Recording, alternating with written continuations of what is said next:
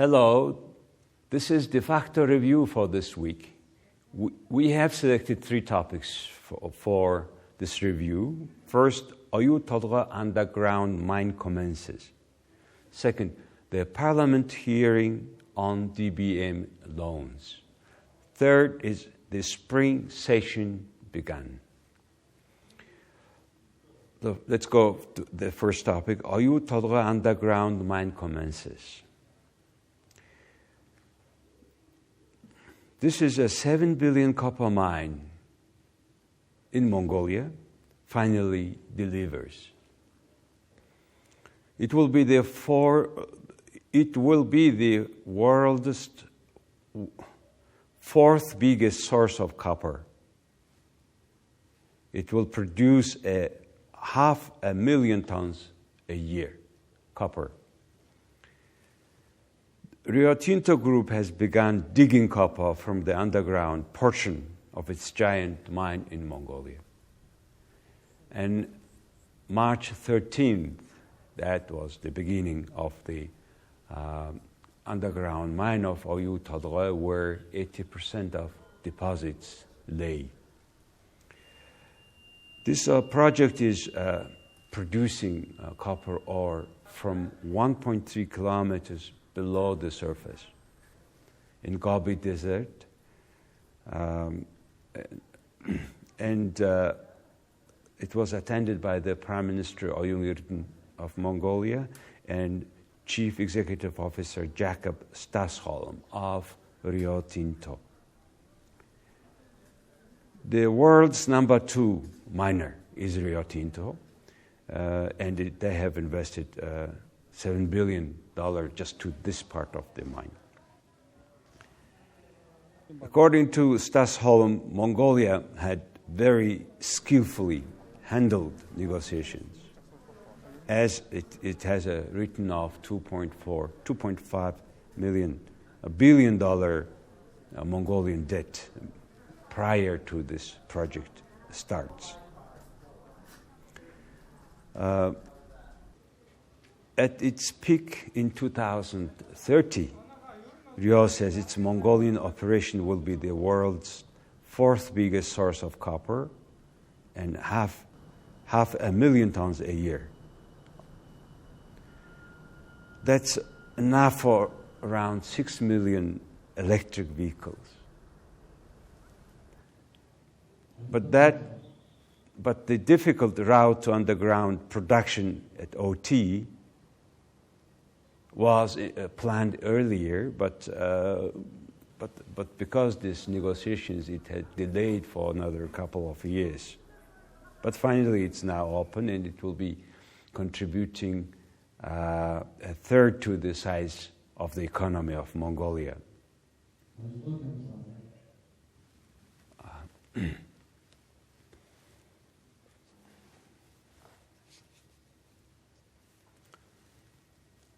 Rio is now Mongolia's biggest foreign investor since 2009, and it struck a 30-year deal to develop Oyu Tolgoi. Surface mining started in 2013 and successfully is going on, and now the underground mines start after almost 10 years. As I said earlier, that Rio Tinto as I said earlier, in 2021, Rio Tinto agreed to sign write-off $2.4 billion of state debt, which was crucial for further development of this project. The total investment already in this whole mine is $15 billion has done, and out of which $4 billion of taxes or other payments to the state, according to Rio Tinto. And now Mongolian government owns 34% of the Oyu Tolgoi mine.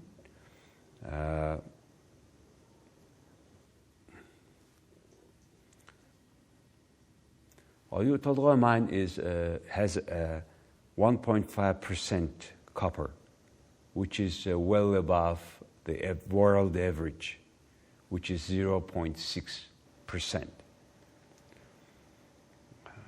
It's according to Wood Mackenzie Limited.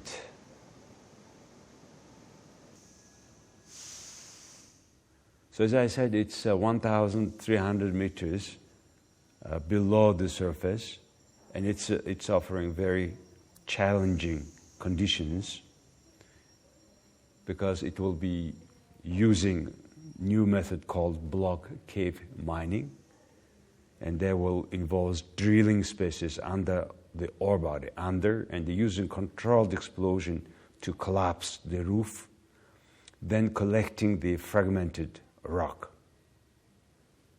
It will be transferred to the surface and will be enriched there. And it's very costly technology, but however, very efficient technology.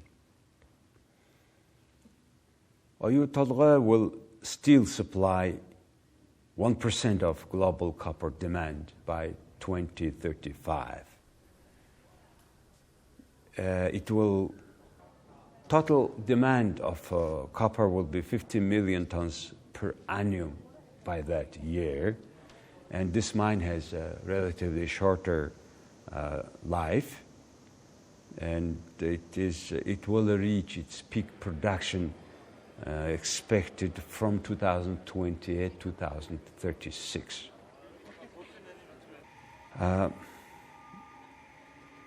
The mine is said capable of generating about $5 billion per year of sales, and out of which they will pay around $200 million to the Mongolian economy in the royalties, just in the royalties each year.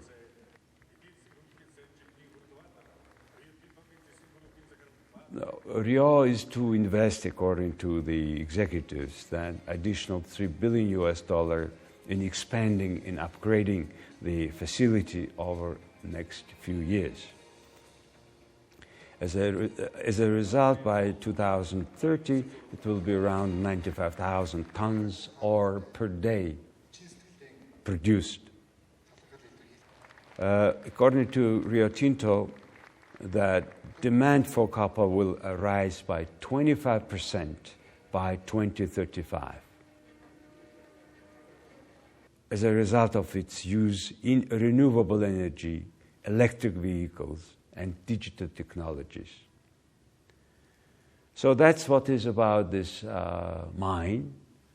If this mine will make a sale of $5 billion a year until 2040, then from 2025 to 2040, it will be 15 or around $75 billion sales, as with at its current price of copper, and out of which substantial part goes to the economy of Mongolia in the forms of royalty, other payment, and plus taxes, and the payment to the suppliers, which is 95% being Mongolian suppliers. So we do, in Mongolia, do expect a lot contribution to the economy from this mine. However, there will be still some risk because it's a mining under the ground at the level of 1.3 kilometers down, and the component of the rocks is still to be watched very well in order to avoid risks, as it happened before, because it delayed some for half a year because they were not the same content as expected before, so they had to strengthening certain pillars of their mine. So it is also a matter of ensuring environmental sustainability, social responsibility, good governance, and equitable benefit distribution, and as well as effective revenue management. That's what is still needed for OT. So that's the first topic we want to cover. Our second topic is about the Parliament hearing on Development Bank of Mongolia loans. This the Parliament hearing of an issue facing the nation is a very, I would say, effective new instrument of governance in Mongolia. It's the first hearing ever organized, public hearing ever organized in this country. And the first, they had a created committee headed by MP Inkbayar. And the first round of this hearing was in January. They have been hearing cases of direct loans of Development Bank of Mongolia, and how was the loan given, how was the effectiveness of this loan, etc. And they called 300 over witnesses related to 77 loans. So we have covered that topic in January. Second hearing happened in February. They have been hearing people, 355 loans related, 59 citizens as witnesses. And it was in February, and it was about the loans which was supposed to be paid from the budget. So it was a particular loans which was taken by individuals, companies to be paid back or guaranteed from the budget. The third one, what's happening last week, was loans that have gone through commercial banks.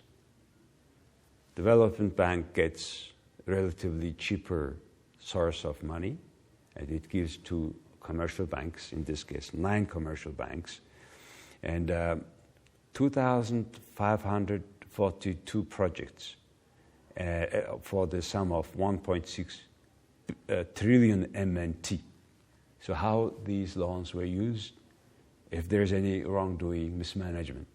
There are actually, but there are for 5 days hearing, and also this committee, the hearing committee, had checked 3,287 accounts, as according to the research, according to the experts, many money coming from this particular part of loan was used, and they kept it in the saving accounts of individuals.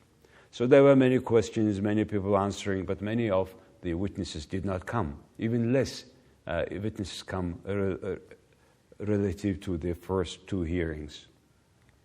210 witnesses were called, but many of them did not just show up due to many reasons, traveling abroad, sickness, etc. According to MP Inkbayar, this part of the loan were so badly handled that, for example, in 2015, that time Prime Minister Ilkin Butt was just himself signing to whom this loan is to go. So there was no any the bank normal procedure. There was also a case of 888 projects. The Mongolians like the number 8. So 888 projects were financed from the Development Bank money through 9 commercial banks.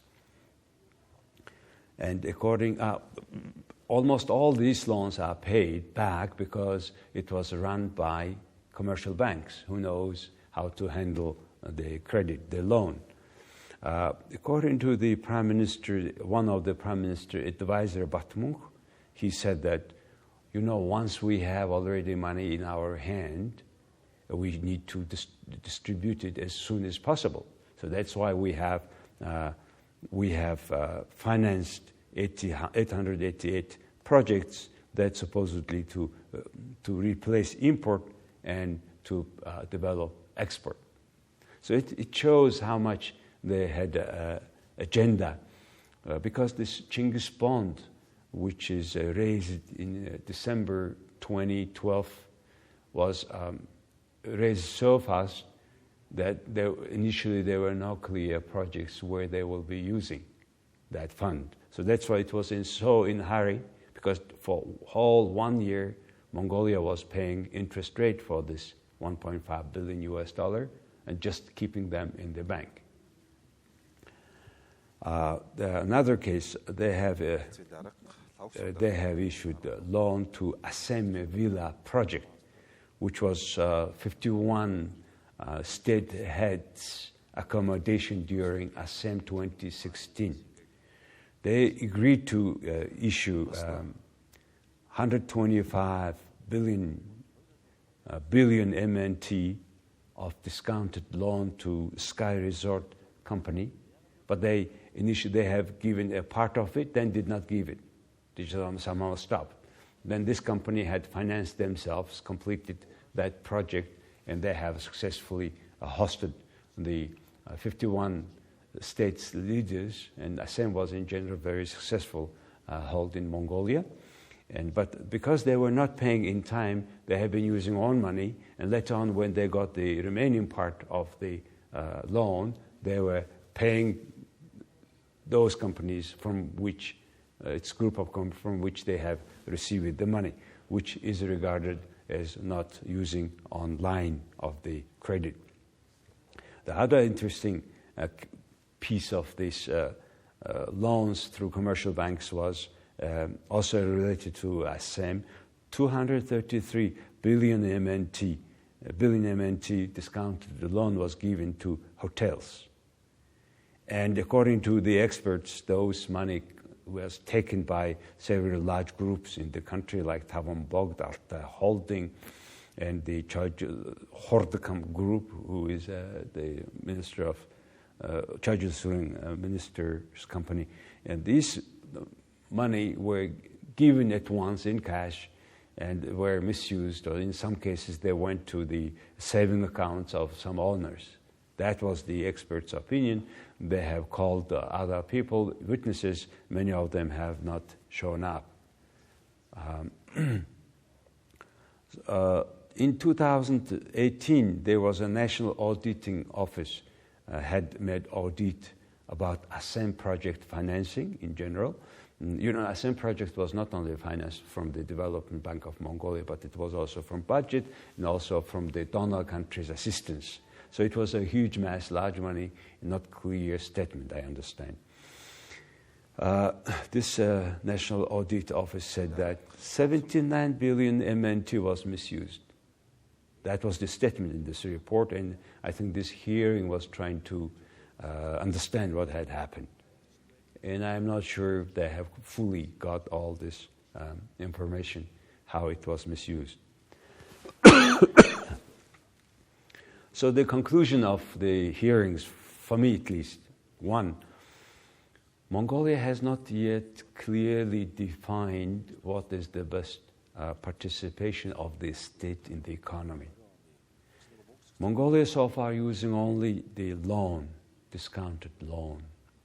But however, countries like Chile, which is similar to Mongolian economy, has a lot of copper, they used, for diversification in the economy, they used the following instrument. They have created a project, 5 major projects, which reflecting the best expertise and experiences of other countries, the best countries. For example, in case of Wagyu meat, they have been involved in Japanese experts, and they have been selecting 5 sectors.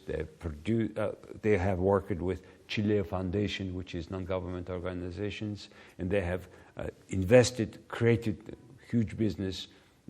Meanwhile, they have trained the other players of the industry. At the end, they have made this company into a public company so that everybody wins. So, for example, Mongolia can consider this kind of forum. Second, Mongolian government, when they do large projects, they are not doing proper feasibility studies, proper calculations. And it's mostly connected with the lack of human resources, because after each political party election, after each general elections, whoever wins the power, they are hiring people, not necessarily professionals, but mostly their own party members or supporters, not necessarily professionals, in which they do in their own term not very good feasibility, and then the state start to finance this kind of projects. The third, there is not proper forecasting of the impact of that particular project for whole industry. They don't see 20, 30 years ahead. They barely see the term until the next election. The fourth, I also observed from this whole three stages of hearings that many witnesses are not coming. And it's very bad, because these public hearings by the parliament are not, it is not a court system, but however it gives valuable information for the court when the issue comes to the court in these particular statements of the related people. So we should use this mechanism of hearing further ahead, but however we should have some mechanism making these witnesses come, make sure that they're coming to these hearings. So these are my takes on this Parliament hearing on the Development Bank loan cases. Our third topic is about the Parliament spring session's commencement. It is started according to the schedule, but this time, this spring session has a particular importance, even of maybe historic importance, according to the head of Labour Party, National Labour Party, Hung Party, Dorjkhand MP. He said that we had never before at the Parliament discussed such issues of big corruption, theft. This time we will hear about the several corruption cases, and also we will discuss, the Parliament will discuss an issue of the Development Bank bad loans, and also coal theft. All of them are very important for further faith of the country, for further economic development of the country. And this time we should discuss also the election structure of the society, because a year before the election, which is June 1st this year, because next year election, we need to change substantial structural change in the way how election is held in the country, in particular the constituency. So if we don't discuss these issues properly and make right decisions, Mongolia will be still in the corruption, will not have any chance for next several, maybe decades, to discuss this kind of issues, because there is no guarantee that like this two elections, last two elections, one party has the supermajority seats like now. So it's the only chance to discuss these issues faster, said. Now, what do we expect? This spring sessions will discuss 58 loans draft. This spring sessions will discuss and approve 58 laws according to the plan. So these laws, these sessions will make substantial legal change for combating corruption, according to the speaker. And do we really, in fact, expect substantial legal environmental changes in combating corruption? And 58 laws, as I said, it will be 10 basket of laws of three directions of economic, political, social life of the country. But along with that 58 laws, there will be other few laws to be also discussed in ad hoc way. It is about the veto of president on social media law. And also there were two, at least, parliament members have so far made a statement of resignation due to demand from the prosecutor office. As far as the social media, it's called Defending Human Rights in Social Media, digital system, that's the law name. And the president had vetoed this law before the fall session is closed.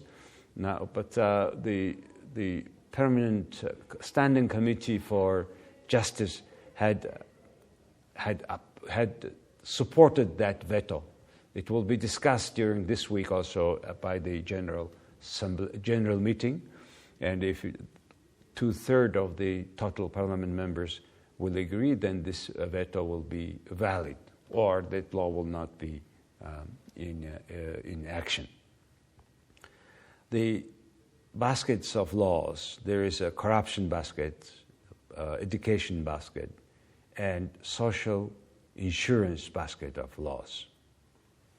Along with also, there is a law on casino, law on bidding, horse racing, and there will be a tax of economic entity.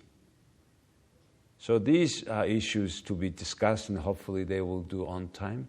And yet there is one missing point about the constitutional amendments. There is a consultative opinion poll, huge, long project that had taken place in the country, and 80% of people suggesting to change constitutions. Constitutions, if it's new constitutions, it will be discussed by the people. If amendments go on, then it can be approved by the supermajority of the parliament members, which the People's Party has. So if they want, they can also change the constitutions again, and they make a structural change in the election system of the country. So with this 58 law, plus this kind of changes may be happening during the spring sessions. Concerning the social insurance law, I would like to say a few words.